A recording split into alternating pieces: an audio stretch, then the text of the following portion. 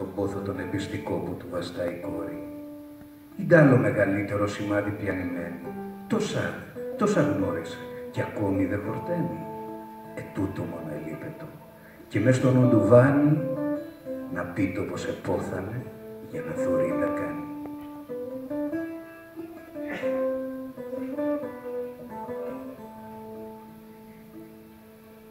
Δείχνει μου το δάχτυλι του που είχε το δάχτυλι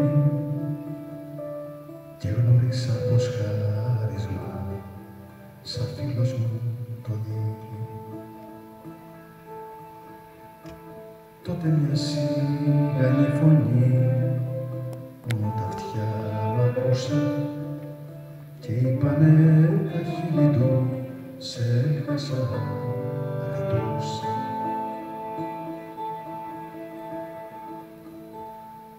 Τούτα τα χέρια που θωρείς λακκοζινιό τους κάψα και τούτα το με σήκωσα και τούτα το με θάψα.